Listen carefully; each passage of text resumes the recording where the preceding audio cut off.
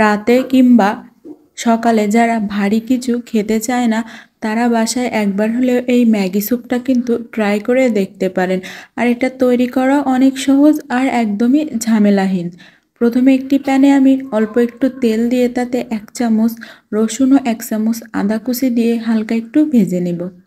তারপরে এখানে 1 চামচের মতো পেঁয়াজ কুচি দিয়ে পেঁয়াজটাকেও আদা রসুনের সাথে একটু ভেজে নিলাম। এবার দেব ছোট ছোট টুকরো করে কাটা কিছু মাংস। মাংসটা একদমই অপশনাল, আপনারা চাইলে এখানে না ব্যবহারও করতে পারেন, কোনো অসুবিধাই হবে না। এবার 1 প্যাকেট ম্যাগি নুডলস নিয়ে আমি নুডলসটাকে মাংসর সাথে একটু ভেজে নেব। আর ভিডিওটি আমার ফেসবুক পেজ থেকে দেখলে পেজটা কিন্তু ফলো দিতে ভুলবেন না। আর ইউটিউব চ্যানেল থেকে ভিডিওটি দেখলে ইউটিউব চ্যানেলটি সাবস্ক্রাইব করে রাখবেন। এখন আমি এখানে 2 কাপের মতো পানির সাথে স্বাদমতো লবণ ও অল্প একটু কাঁচামরিচ দিয়ে দিলাম।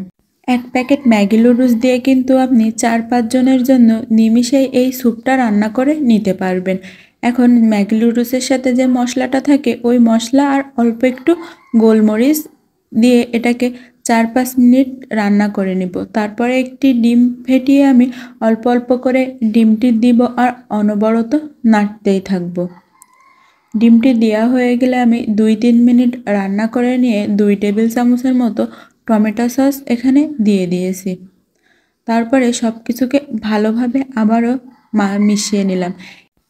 এখন আমি 2 টেবিল চামচ কর্নফ্লাওয়ার একটু পানি দিয়ে গুলিয়ে রেখেছিলাম। এই কর্নফ্লাওয়ারগুলো পানি অল্প অল্প করে দেব আর মেশাতে থাকব। এভাবে আমি 4-5 মিনিট নুডলসের স্যুপটাকে খুব ভালোভাবে রান্না করে নেব।